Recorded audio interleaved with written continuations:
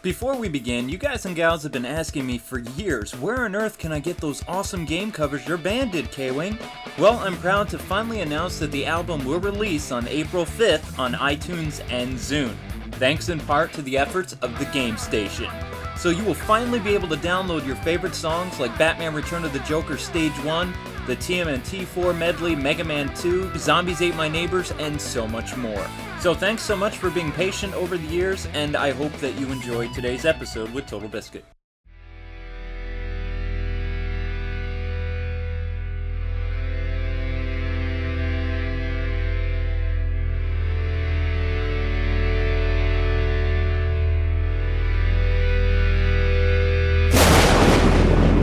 Retro Mondays.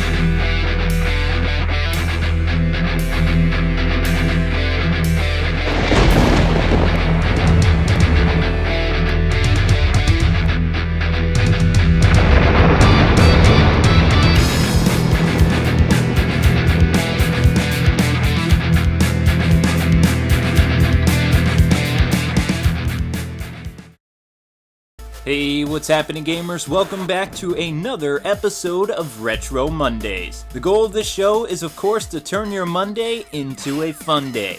Even though Double Dragon and Final Fight were first in the arcade scene, Streets of Rage was totally rad, and on the Sega Genesis made Capcom regret not releasing a co-op beat-em-up for the Super Nintendo. With all jokes aside, this game was definitely all the rage. Anyway, helping me out today with this classic game, we have none other than the legendary commentator, the cynical Brit, Totalbiscuit. What's happening, gamers? Indeed, going to be talking about a fantastic title. I've got so many memories of this title. Did you even get to play this when you were younger? I didn't really own a Genesis, so I had to go to my next door neighbors, but I didn't really get to play that very often. Oh, yeah? Mostly I just sat there with a bag of chips and a juice box and watched him and his brother play. And it was the old, oh, you can die when I play, bro. I never really got to, though. Yeah, absolutely. For me, this was a game that I had to go over to my next door neighbors to play, because I didn't have a console. We always had home computers, and I didn't get a console till I was much older. So I used to go over to my friend's house, and this would be, along with Golden Axe, the thing which I'd always want to play. Oh yeah, Golden Axe was sick! That was one of the few games I was allowed to play over at my friend's house because his brothers didn't own it, he did. And we played the crap out of that together. Actually, I reviewed that about 3 years ago, I think. It was such an awesome game, still is. Anyway, we're gonna do things a little bit different here, and Totalbiscuit is gonna kick off the story aspect. So take it away, man. In a once happy, peaceful city, a powerful crime syndication gains control of the government. Now, the city has become a center for violence and no one is safe. To combat this challenge, 3 young, determined police officers rise to take out the trash. To restore peace, they quit the force and are willing to risk their lives on the streets of rage. Dude, that was awesome! You should chuck this gig and be the voice of the movies. Yeah, I think I need my voice needs to be maybe an octave lower, and then I could get a job doing that kind of thing. Alrighty, my friend, why don't you kick off the concept of the game for us? So let's get into the meat of it. Streets of Rage is also known as Bare Knuckle Ikari no Tekken, and it's a side-scrolling beat-em-up game released in August of 1991 for the Sega Genesis, or those of you in the UK, of course, would know the console as the Mega Drive. Streets of Rage is almost identical to Capcom's Final Fight, which, to be honest, wasn't all that uncommon in the early 90s. Gameplay is very similar to Golden Axe, such as the control mechanics and enemy placement. The game could be played solo, or a friend could tag along for the mayhem. Players are given the option of selecting between 3 characters: Adam Hunter, Axel, and Blaze Fielding. Adam is a boxer, and his punches are the strongest of the ex-cops. However, he's also the slowest of the 3. Because of his sheer brute force and power, he's definitely my favorite of the entire cast. Axel is pretty much other people's character of choice and looks a lot like Cody, as it happens. And he's also the most balanced character, and the only downside to him is that his jump sucks. Lastly, we have the female fatale, Blaze. She's the fastest character and also the weakest too. Although since she's a judo expert, throwing people is a must and deals an insane amount of damage to your foes. One other ace up Blaze's sleeves was her jump kick ability. The concept for this game was pretty simple. Players punch, kick, throw thugs, and smash people with pipes as they progress through the 8 areas. And after making it to the end of each level, you will face a boss of unusual size. Alright folks, you knew this was coming. Every game, no matter how good it is, always has a few bad qualities. Streets of Rage started out relatively easy until you drove into a brick wall that is level 5. This happens when players are on the boat! Older gamers know what I'm talking about, and once going through this annoying level, you come across the Wretched Twins, whom have led to many game overs for most of you at one time or another in your life. It's like you're fighting two overpowered blazes! 3 throws and you're dead. They're also impossible to get a hit on because they're always constantly moving. Anyway, next on my growing list is the lack of life bars for the enemies. Now this wasn't too big of a deal, but it would have been nice to know for the sub-bosses at least, because some of them can be rather annoying. Speaking of the sub-bosses though, they're either downright evil or really stupid. I mean, there's no in between. In fact, you can spam most of these bosses without taking any damage. Oh boy. Also, the beat-em-up face block makes a triumphant return, and that's not a good thing. Seriously, would it have been too much to ask for the ability to block? Anyway, out of all the zaniness of this game, how in the world did they get a police car on a moving boat in the middle of the river? I mean, seriously, can you tell me, TV? Sorcery, K-Ring. That's pretty much about all there is to it, which is odd because that nicely leads into my complaint, which is in regards to the Golden Axe magic system. You might wonder, why am I talking about Golden Axe right now? Well, it should be fairly obvious. Golden Axe did come out before Streets of Rage, and the game borrowed heavily from the Golden Axe formula, as you can tell by the way that you move around the screen, the way that your attacks work, the way that the stuns work on various enemies and on you as well. And one of the things they also took was the magic system. However, Streets of Rage uses a similar but very simplified system, where a button press would summon police fire support who would shoot into an area and deal damage to all the enemies on the screen.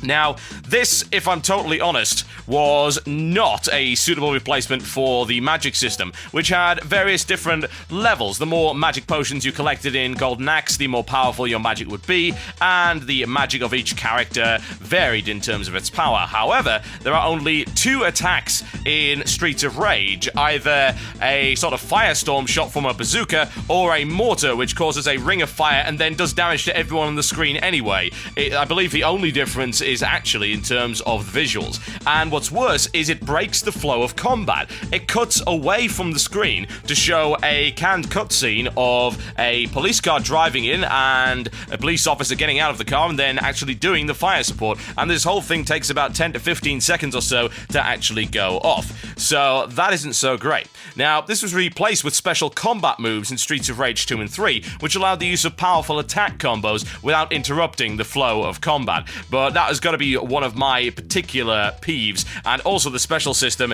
is far less diverse as a direct result of that.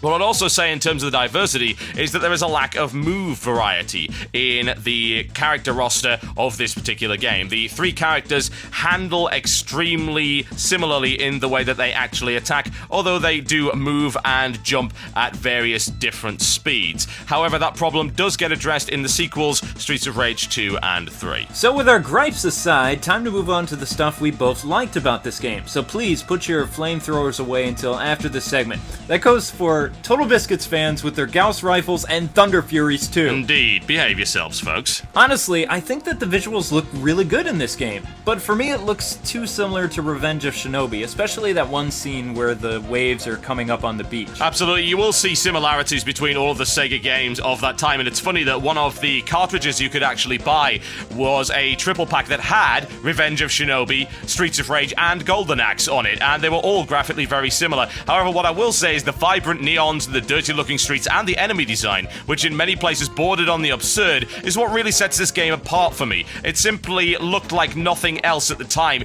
in terms of those aspects of design. Yeah, there was very few modern setting video game, but I would say that the detail for the game, it looks great, and it definitely capitalized on what Sega Genesis was, or Mega Drive in your case. Now, there is one thing that stands out with this game above perhaps everything else, and that's got to be the music. The music was composed by the incredibly gifted Yuzo Koshiro. Some of you may recognize him as Sonic's first composer. I also loved his work in ActRaiser for the Super Nintendo and his collab work with Castlevania Portrait of Ruin for the DS. The score worked very nicely for this game, and it mixed so many different styles of music into the game, from rock, urban beats, and even techno. Each reflected the mood perfectly and added a lot more depth to this game as a whole. What do you think about the music, man? Well, as far as I'm concerned, the music is one of the most timeless sets of music. And funnily enough, it actually went through the sequels as well. Streets of Rage 2 and 3 also had some absolutely timeless beats, including the very famous Go Straight from Streets of Rage 2. The music, kind of like the way that Sonic has timeless graphics, in the way that Sonic's graphics will never age and they still look good to this day because of the style they were done, the music of Yuzo Koshiro in this particular game will also never get old. And it sounded particularly high fidelity for the 16-bit console era. It's fantastic, and I still listen to it to this very day. While the graphics and music are more like desserts, the meat and potatoes for this game has to be its gameplay. Absolutely, pretty much applies to almost all games, with perhaps the exception of Rock Band. But whatever the case, the gameplay, it was fairly simple, and gamers only really needed to know 3 buttons in order to actually win the game. Although what I would say about the gameplay is that it was deceptively simple. You had to worry about positioning an awful lot, which was quite similar to the way that Golden Axe worked, since you could only attack enemies that were on the same plane as you were, and it wasn't just switching between 2 or 3 planes. You could actually walk up and down on this pseudo 3D area, and as a result of that, being at the right place at the right time was extremely important, and flanking your enemies in the correct way also mattered. What I'll also say is that Streets of Rage 1 featured some co-op attacks, whereby you could hold on to your partner and perform a double team move, as well as, of course, grabbing enemies so that your partner could beat on them. And that was absolutely fantastic. The co-op gameplay in this game is very good indeed. Alright, TB, but you're also forgetting one move that was in this game that actually goes kind of unnoticed. Each character has the ability to do a back attack, which can be done by holding in the jump button and the attack button at the same time. While this move is a little bit clunky, it was the only way I can think of that you could beat the Demon Twins. One of the things that I really liked about this game was the weapon combat, and while it's certainly clunky by modern standards, it does feel extremely satisfying and meaty. Grabbing a pipe and then smashing an enemy over the head with it just simply never got old. In general, the weapon combat was extremely satisfying, and it was always great to break open the various collectibles on the level to find out what exactly was inside, whether or not it be a weapon or some food or a bag of gold. And that was absolutely fantastic, and everything about the level design was just amazing to play through. Well, what I liked about the weapons combat is the fact it was similar to Final Fight, but at the same time vastly improved that brawler. In Rage, there's more opportunities to get weapons off the ground. Plus, if players lost their weapon, almost always an enemy would appear with another one. Also, another cool aspect is the health system itself. Unlike other beat-em-ups, the food will actually stay on the screen until you devoured it. Plus, enemies can't pick up items or weapons off the ground at all, like in the other fighters. So, this gives the player plenty of time to gather your strength and continue the fight, and use the food when you want to. This next part is actually pretty important. Very few games back then gave an ending based on the player's own actions. Streets of Rage featured 2 endings. After entering the final boss's office, he asks you a question: will you join him and be his #1 henchman, or will you refuse his offer and fight him to the death? If players choose to join the boss's gang, you're sent back to the beginning of Stage 6 and the difficulty increases significantly. But here's the interesting thing, Totalbiscuit. If you play with 2 players, you must fight to the death like in Double Dragon to get any ending. I wonder why they did that. I think it was to split families and friendships, if I'm honest. That was why they did it. They are a little bit evil when it comes to their design, but I could live with that, and I do recall getting into arguments with my friend over that particular ending. Alrighty then. Totalbiscuit, let me ask you something. Do you think the game's lasting appeal has to do with playing the game solo, or smashing punks face in together with a friend? The single player is certainly playable and enjoyable, but the game does really come into its own when you get a second player onto the screen, thanks to the co-op attacks and simply the way that the game is designed.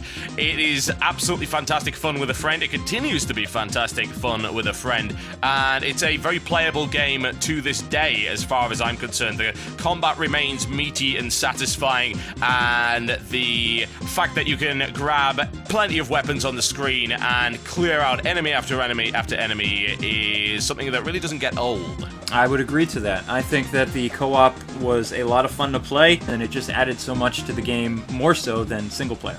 To conclude on this game, I have some extremely fond memories of it, and I did recently try it again thanks to the wonders of the Sega Mega Drive collection, and it does still hold up. It is an extremely enjoyable beat-em-up, and it seems like the moves and the attacks, as well as the characters, have an awful lot of weight behind them. They don't feel floaty. It does feel like a street brawl, which is exactly what it was going for, and it excels at just that. Its sequels did a great job of improving many aspects of the game that we've already talked about, such as the health bars and the fact that these special moves were not particularly varied. So I was extremely happy with that, and the entire franchise, as far as I'm concerned, really does deserve a sequel. Right you are, Totalbiscuit. Streets of Rage managed to be one of the most successful Final Fight clones on the market back then. It went on to receive 2 more games on the Sega Genesis, and then the series just kinda died out. Now, plans had been made for Streets of Rage 4 to release on the Sega Saturn, but we know that it never came to be. It was to be developed by Core Design, but an argument over releasing the game on the N64 and the PlayStation caused Sega to pull the Rage name, and the series became Fighting Force, which you may or may not be aware of. Reception for the game was enough to have a sequel for the Dreamcast, and it was meh. Today, Streets of Rage lives on in our memories and thrives on the Wii's Virtual Console, and in 2009, Sega released Sonic's Ultimate Genesis Collection, featuring 40 games, including the Rage trilogy. Thus wraps up another Retro Mondays. A very special thank you to my good friend Totalbiscuit, and for featuring this episode on his channel for one full day. So, to put the fans at ease and the rumors at ease, are you joining Retro Mondays again for Shining Force 2 later this year? I think that's fairly likely. Honestly, Shining Force is one of my favorite series, and I know that some of my fans have been wondering whether my Shining Force 3 playthrough will be coming back. It's looking very likely to be happening over the next couple of months, folks, so keep an eye on that one. But Shining Force 2 was also an absolutely fantastic addition to the series, and no doubt we'll be talking about that later on. So in the meantime, if you liked what you saw and you're new to this show, please subscribe to support this and other content seen on my channel. Absolutely. Thanks for giving me the opportunity to wax lyrical about one of those games that was part of my childhood, and I'd love to do it again sometime. Anytime, man. It was an honor and a pleasure to have you host Streets of Rage with me. So is that a wrap? That's it. Next time on Retro Mondays, we're looking at a game many of you may not have ever heard of. Castle of Dragon from the Nintendo Entertainment System, which released in 1989. Until then, thanks so much for watching, and Totalbiscuit, a very special thank you yet again for doing this with me. Until we meet again, gamers, God bless, and happy gaming.